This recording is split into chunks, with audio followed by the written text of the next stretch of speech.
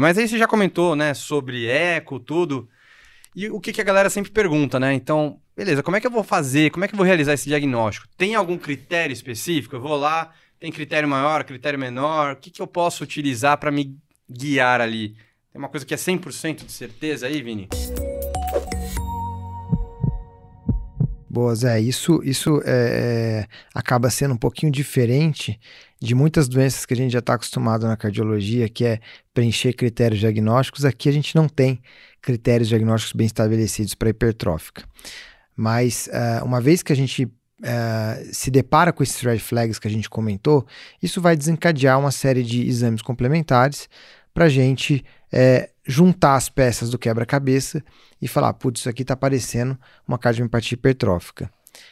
Isso também acaba confundindo um pouco a gente na prática clínica, porque muitos pacientes que têm espessamento septal são taxados como hipertróficos sem serem hipertróficos.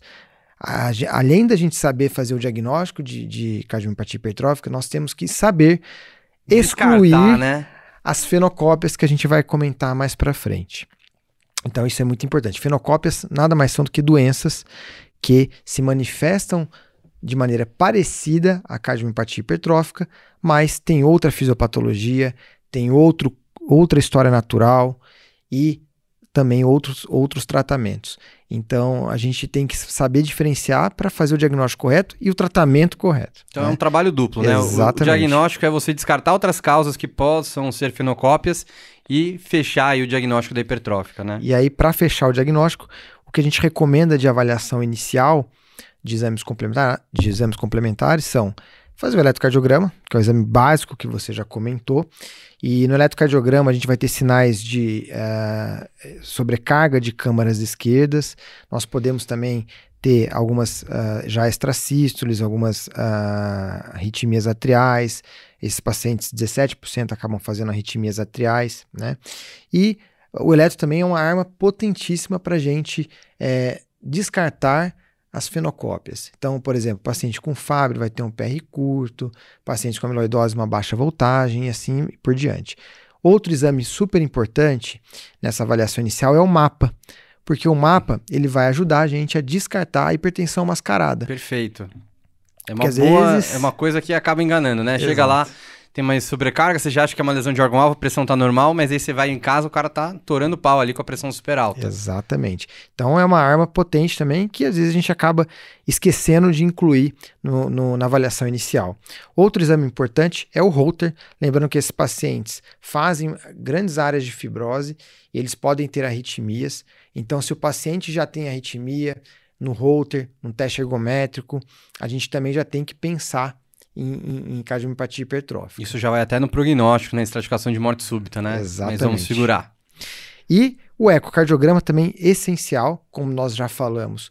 A gente vai encontrar o espessamento septal assimétrico, com o gradiente nas formas obstrutivas, com o SAM também nas formas obstrutivas, e muito importante, avaliar parâmetros de disfunção diastólica que são muito comuns nesses pacientes com hipertrófica, mesmo que não tenham sintomas iniciais. Além disso, o eco vai ser muito útil para a gente descartar estenose aórtica. Boa, e às vezes vale até a pena você já colocar no pedido do eco, né? Existe uma suspeita de hipertrófica, que o cara já vai lá com mais carinho, né? Pode fazer um strain ali, né? Exatamente. O strain também para hipertrófica tem ajudado bastante, né? Até pelo diferencial da amiloidose, que tem um outro padrão. Depois a gente vê se o Dr. Fábio Fernandes vem aí falar de amiloidose, né? Muito boa. Acho que ele deve aceitar com certeza, né? Com certeza. E escrever, né, no pedido, avaliar provavelmente cardiopatia hipertrófica, avaliar gradiente de via de saída, às vezes é uma outra apresentação, é apical ou não, tem história de morte súbita ou não. O strain ajuda bastante. Mas, Vini, você comentou da obstrução, tem um corte pra gente falar de obstrução? Sim, o eco também é um divisor de águas, vamos dizer assim, para a gente classificar os pacientes em forma obstrutiva e forma não obstrutiva. Os pacientes com forma obstrutiva são aqueles que têm o gradiente acima de 30 milímetros de mercúrio, seja em repouso, seja com manobras provocativas. Como Valsalva, por exemplo? Como Valsalva. Então, o que é super importante? vai sair, inclusive agora na diretriz nova, a gente recomenda fazer manobras provocativas em todos os pacientes com suspeita de hipertrófica, independente se já em repouso ele já atinge o gradiente acima de 30. Por quê? Porque às vezes ele tem o gradiente, vamos supor, de 35, só que com Valsalva ele chega a 110. Isso vai mudar completamente depois nossa indicação, por exemplo, de terapia de redução septal. Não é porque, já é obstrutiva, não vai mudar em nada. Não, vai mudar. Vai mudar. Vocês já estão sabendo de antemão aqui, spoilers. Então nós temos que pedir no eco, né, especificar que nós queremos manobras provocativas. Então, o Valsalva é a manobra mais utilizada. Às vezes o paciente também faz o squatting, que ele pode agachar durante o eco, ou até mesmo ficar numa escadinha, como se ele estivesse fazendo uma panturrilha na academia. Sei. É uma outra maneira da gente fazer essa manobra provocativa. Que aí acaba aumentando o retorno venoso, por exemplo, nessas outras manobras aí, né? Exato. E vai mudar aí. E o gradiente, né? O gradiente. E outra coisa importante é quando ele, mesmo com manobra provocativa, a gente não consegue fazer o diagnóstico da forma obstrutiva, a gente acha que é uma forma obstrutiva, a gente pode fazer o eco-estresse com dobuta e até mesmo em casos mais duvidosos ainda, fazer um CAT, um cateterismo com medida do gradiente pelo cateterismo. Só não vai impedir um ergométrico. Exatamente.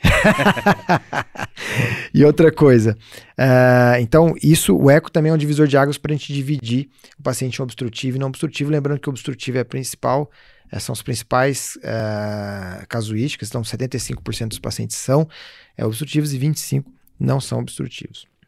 E a ressonância também vai ajudar a gente, tanto no diagnóstico da hipertrófica, quanto no diferencial das fenocópias. E no prognóstico também, né? E também no prognóstico. A fibrose. Exatamente. Enfim. Então a gente fecha como um kit básico, eletro, acho que deve ser o primeiro exame aí inicial para a gente conseguir ver, um eco, um mapa para descartar que seja alguma outra causa secundária, um holter para ver arritmias atriais ventriculares, o eco, depois a ressô. Então acho que esse é o pacote básico para a gente conseguir fechar isso daí.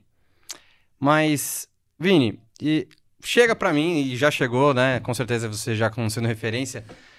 Chega o paciente assim, doutor, falaram que meu coração é grosso, né? Tem um espessamento septal. Posso só acrescentar uma coisa? Perdão, claro. Desculpa. A gente esqueceu de um detalhe super importante. A gente vai até gravar um outro podcast disso. Teste genético. Opa. Quando quando vocês estiverem vendo isso aqui, esse daí já foi, né? A gente acabou de fazer esse daí.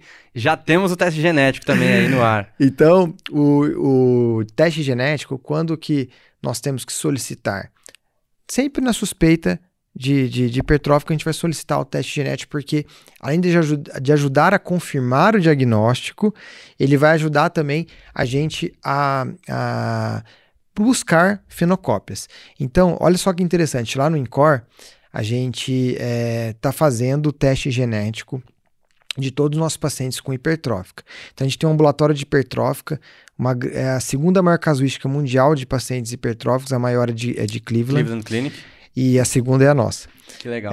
Então, a gente tem, acho que, se eu não me engano, mais de 2.000 pacientes com hipertrófica. Eles estavam sendo conduzidos como hipertrófica até chegar o teste genético lá no INCOR. Começamos a fazer o teste genético de todo mundo. O que a gente encontrou? 8% desses pacientes, na verdade, eram fenocópias. Caramba. Então, olha só como o teste... Vocês estão inflando os números do ambulatório aí, cara. Tô brincando. Olha só como que o teste genético é importante. Ele ajuda tanto na parte do diagnóstico da hipertrófica. Então, os principais genes associados à cardiomiopatia hipertrófica é o MYH7 e o MYBPC3. E, além disso, ele vai ajudar no prognóstico, porque a gente sabe que o MYH7 é o gene que confere o pior prognóstico desses pacientes. E quando ele tem mais de uma variante, então, às vezes o paciente tem 2, 3 variantes diferentes. Quanto maior o número de variantes encontradas, pior o prognóstico. Tá. Então, o teste genético ajuda no diagnóstico da hipertrófica, nos diagnósticos diferenciais e também na estratificação do prognóstico e no screening familiar. Que legal. Então, é muito importante também a gente solicitar o teste genético para esses pacientes. Se você quer saber mais, esse podcast já saiu. Depois que acabar esse aqui, você clicou no gostei, já clicou para se inscrever e ativou as notificações no sininho. Volte para ver que a gente já publicou esse aí com o Vini também. Boa. Então, Vini, desculpa aí, mas a gente como esqueceu daí da genética, né? Como a gente já fez esse daí, a gente acabou até pulando isso aí.